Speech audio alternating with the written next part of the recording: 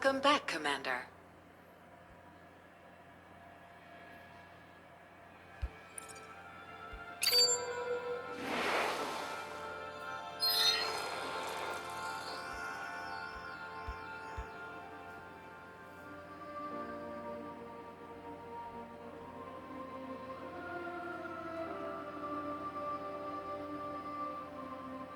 안녕하세요. 저는 여러분의 스마트 어시스턴트 스파클입니다.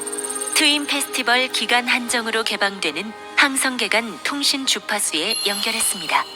최초의 양방향 스타게이트에 의해 지구와 프록시마 켄타우리가 연결된 후 라그랑주 네트워크는 개척의 발걸음을 은하 더 깊은 곳으로 나아가게 했고, 이로써 수천 수만 광년 떨어진 사람들을 함께 연결했습니다. 거듭된 노드를 초월해 축복과 관심을 보내는 트윈 페스티벌은 사랑과 연결의 축제입니다. 당신의 소중한 사람들은 모두 어디 있나요? 축복, 관심, 사랑, 그리고 처음 가졌던 꿈을 전하셨나요? 즐거운 트윈 페스티벌 보내세요.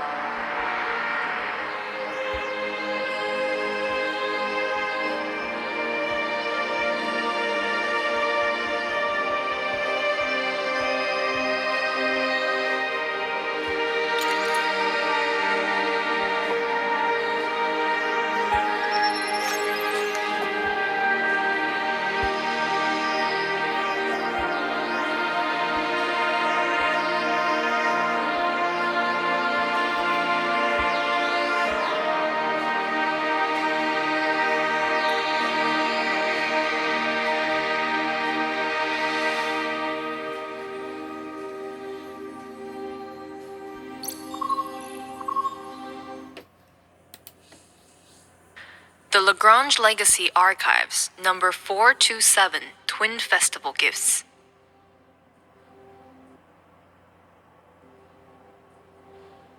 It's an ordinary day for little Piaget, a logistics worker.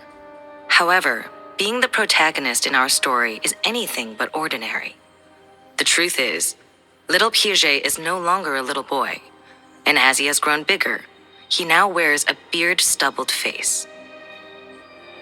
In his role as team captain for intergalactic logistics security, Piaget often travels along with unmanned transport ships. Despite the difficulties of intergalactic transport, he must always remain alert for privateers who lurk in the shadows. If military supplies are being transported, it's even possible for battles to break out over the supplies. While the Twin Festival is underway, Piaget is free of all worries. The Twin Festival celebrates love and harmony, and it is believed that the precious stargates should be reserved for people who love and care for one another at both ends of stargates. As a tradition, the logistics industry refrains from shipping bulk orders during this occasion, and it has been followed earnestly since Stargate L001AB was built. Unlike any other day of the year, twin logistics ships have hardly any security guards, as they mostly carry gifts people prepare for their friends and families, which are worthless to privateers. Piaget now works as a fill-in logistics dispatcher in a temporary logistics hub, as residents of star systems throughout the galaxy need to send gifts to distant star systems. It would seem like gifts are flying in like the shooting stars all over the vast universe, one after another, to this hub, Sagittarius 334, before they make their way to the residents throughout the galaxy. It is not uncommon at all for dispatchers to be needed here to take care of requests that the system can't handle automatically. The packages on the assembly line had postmarks alternating in red and white color, making Piaget wonder what gifts were put into them, what their sender looked like, and the star system they were heading to, and last but not least, the special one who receives them. Twin Logistics only had 2 standard parcel sizes, and the palm-sized parcel was by far the more popular of the 2. Usually, it would cost Piaget a whole year's worth of his bread to send such a package through a Lagrange node. Most people, just like Piaget, can't afford to make intergalactic deliveries because of the limited capacity and high maintenance costs of stargates. Only strategic bulk transportation operations can offset the expense only by a nose. But during the Twin Festival, the crisscrossing stargates shipping routes were made available to private logistics companies, reducing the cost of sending a large parcel to the price of a hydroponic vegetable. At the moment, large and small parcels are being sorted into numerous temporary cabins according to their destination and shape on the assembly line. Once these cabins are filled with parcels marked with the unique red and white, warm and cheerful festive postmark of Twin Logistics, then it becomes the cargo ship's duty to harbor them to their destinations. I wonder where all these recipients live. Are they going to end up as lost mail and get piled up in the warehouse after a long journey? With this thought in mind, Piaget stood himself up and opened the warehouse door. A stack of lost mail, twice the height of a person, towered above him in the warehouse. These parcels came here from other distant star systems, but somehow they got lost along their journey and failed to reach their recipients. Taking the list of lost mail out again, Piaget checked each one, hoping to find clues from the recipients' names and addresses to figure out another way to resume their navigation. Croson from space station KT-8321. It's now abandoned from an earlier attack, but I heard that most of its residents took shelter in Karamai. Maybe I can go try my luck there. J.S. Amarabi of Powys. If this person is from the Amarabi family that developed the asteroid belt, I can see if this name rings any bells at the Energy Transportation Department. A mother in Sagittarius 334. Well, for this one, a mother? Piaget was drawn to this simple piece of information on the list. With the tracking number, he found the parcel, which was a plain-looking small package. Piaget scanned the postmark again. Sure enough, the address was Sagittarius 334, and the recipient was Mother. A sigh escaped Piaget's lips as he returned the parcel to the warehouse. It was getting late, and today's shipping list had yet to be verified. During the night, Piaget dreamed of Twin Logistics' postmark turning into two little figures in their relevant colors, red and white. They held hands and jumped around, giggling the entire time.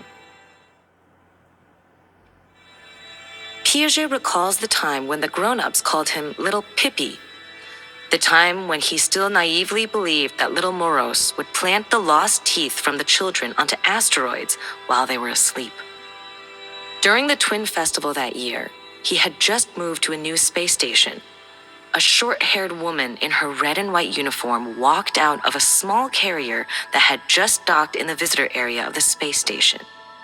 Soon enough, she unloaded a neat pile of gifts, half as tall as her, next to the carrier. The icy metallic sheen on her helmet made her bright and glossy lips stand out even more when she took off her respirator. She must be a princess, thought little Piaget. He watched closely as the princess handed over the parcels with the red and white postmark to his neighbors. His heart pounded furiously, but he wasn't sure whether it was from the excitement of getting a Twin Festival gift or the anticipation of being handed one from the princess. You must be Piaget! The princess smiled brightly at little Piaget, revealing her pearly white teeth. In a daze, Piaget associated her red lips and white teeth with the postmark on the parcel. He accepted the gift timidly without being able to say a single word. Aunt Clara in the city of Antontas had carefully prepared a holiday present for her sister far away. Of course, you can bet there is one for little Piaget as well, her dear nephew. In return, Piaget's mother also had something for the big-eyed and an upturned-nosed cousin of Piaget. She put the present in a teeny-tiny box and handed it to the princess. As Piaget watched, the princess took the box from his mother and wrapped it into an exquisite, beautiful gift ready for this special occasion in the year.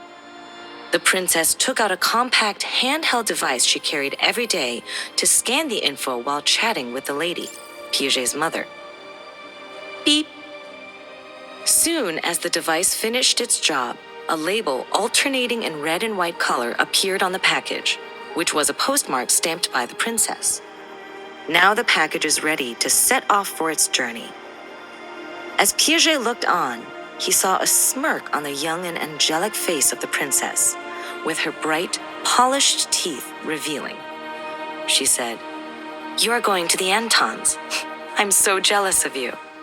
She started to giggle in delight. "Who were you talking to?" asked little Piaget. "I was talking to the little Moros of the Twin Festival." "Where is it?" "Here." She pointed at the red and white postmark on the parcel. Piaget looked at it again and again, and there was nothing but an ordinary electronic postmark. If he had to say one thing about the differences, all he could think of was the color seemed a bit off from the postmarks he usually saw at the port. Every child in the town knew that this red and white postmark belonged to Twin Logistics, a carrier always delivering their Twin Festival gifts. You can't see it just yet. Wait until you turn into an exceptional grown-up. Laughing smugly, the princess looked like she was showing off to Piaget. Piaget opened his eyes, unsure if he was waking up from a memory or a dream. He felt like the red and white postmark was right there, surreally, as well as the smiling lips of the princess. He then decided to look for the small parcel in the warehouse as he got out of bed. It was only possible for civilians to send mail with basic encryption. Even though it's a violation of protocol, if Piaget wanted to, he had just the right tool for decrypting parcel information, the label reader.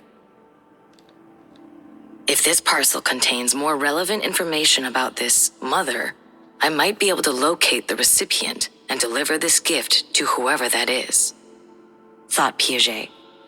I bet the recipient will pardon me for doing this. The last batch of parcels will depart from here by tomorrow, so I must find out who this mother is within today so that it can be on its way tomorrow. With this thought in mind, Piaget stopped hesitating. Beep. Piaget held the device up close and gently scanned the label. All the information started to show on the screen. The sender used a self-service delivery kiosk at Observation Station 2 of Manning Way in Leo Minor. The parcel was delivered here through 8 transit nodes. The parcel contained 2 small exquisite stones along with a handwritten letter. The handwriting belonged to someone so young that it took Piaget some effort to read it. But nowhere in the letter mentioned the name or address of the mother. There were only questions about whether her adventure in Sagittarius went well, whether she found the crispy tart planet, and whether she would return home for the Twin Festival. Piaget reluctantly returned the parcel to the warehouse, and he had to start his day's work. He was running late and still had to double-check the shipment left to ensure all the gifts could be delivered to the recipients, unlike the one he had just returned to the warehouse. Once again, during the night, Piaget dreamed of the red and white little figures holding hands and dancing. I wonder if the princess saw the same Moros. Piaget realized he stumbled across the same dream again. As he watched the 2 figures dancing and laughing, it reminded him of the smile from the princess and how much he envied the people who could see the Moros. He felt that his childhood memories magnified and refined everything about her. Over time, the details became even more vivid than ever before. He remembered the words on the back of her uniform when she turned to leave. Beatrice. He remembered how he was determined to dedicate his life to a demanding job like intergalactic transportation, and how he insisted on participating in the volunteer work of Twin Logistics every year. Anything and everything he did was what he imagined Beatrice would do. All he ever wanted was to grow up and become exceptional, so he could see the Moros and then smile handsomely and proudly back at her. How would she handle it in this situation? Piaget opened his eyes, walked to the window, and took a picture. If the Twin Festival gift never reaches the recipient, at the very least, I can make one of them happy by fulfilling the sender's wish. With this thought in mind, Piaget began to write a letter. Dear KK, Happy Twin Festival. What would a mother say to her child? Piaget paused for a while. I'm doing well here at Sagittarius. This is a beautiful star system. Piaget looked at the photo he had just taken. Beside the void under the sky, some places were dotted with shimmering stars, and rows of ships were under maintenance near an old military outpost. After gathering his thoughts, Piaget decided to go with a huge, crispy tart to cover up the outpost and the fleet. I've found a crispy tart planet, but it isn't ready to be landed on yet. At first glance, he was pleased by the crispy tart planet in the photo, but then he felt it was out of place. So, he added other decorations to the photo. Nebulae sparkled brilliantly in space. Colorful planets surrounded mellow stars, and ivory ships swirled around one another like mischievous children. Piaget looked at his work again and was now convinced that this was a beautiful star system. I'm about to set off to another star system to continue my journey. After pausing for a moment, Piaget added, I will send you photos from different star systems, but it is going to take a long, long time for them to get to you. My dear KK, I love you a lot, and I tell this to every star I encounter on my travels. When you see the stars flickering in the distance, remember that they are Mommy's friends, and they miss you always, like I do. Piaget checked the letter over and over again to make sure there weren't any flaws. Finally, he was satisfied with everything and packed the letter for a cross-system communication application. As part of the Twin Festival, civilians can use Stargate's correspondence channels without waiting in line. Messages will spend less time traveling and have a lower chance of being lost if transit nodes are well planned. This was Piaget's forte. Your request to send correspondence to Leo Minor V49 has been received. Please be patient as the delivery is expected to take 23.95 sidereal days. While 23.95 sidereal days was considered a very short time compared to the 3,568 light years between Sagittarius 334 and Leo Minor V49, Piaget felt that the clock had never moved so slowly. He could not help but log into the logistics network with his work account to see if the letter had been delivered. Cross-system communication number 0458782 has been sent to the Lagrange Gate Communication Relay Platform of the local star system, and warp transcoding is about to begin. Warp transcoding failed. The letter has been sent to the waiting queue for transcoding later. Piaget kept telling himself it was common for transcoding to fail a few times because the network's warp parameters kept changing. Nothing was out of place. Cross-system communication number 0458782 is undergoing transcoding for the 7th time. The transcoding progress is 47%. Warp transcoding was successful. Number 0458782 has been sent from this star system. The destination is Lyra 137. Cross-system communication number 0458782 is waiting to be relayed at the Lyra 137 communication relay platform. Please wait patiently. Throughout these days, the postmark alternating in red and white colors kept dancing around on his screen every day, as if the figures Piaget saw in his dream were notifying Piaget of the letter's latest status. As the letter was getting closer to Leo Minor day after day, Piaget couldn't help but check its progress time after time. Cross-system communication number 0458782 has reached the Lagrange Gate Communication Relay Platform of Leo Minor V49. Performing warp decoding. The current progress is 17%. Total decoding time 127 hours. The first decoding attempt has failed. Rematching network warp fluctuations. Match found. Decoding. Decoding completed. Cross-system communication number 0458782 will be sent to Observation Station 2 of Manningway and Leo Minor V49. Those furious, heart-pounding sounds echoed through Piaget's body. It seemed just like the time when little Piaget was anticipating his Twin Festival gifts or waiting for his princess.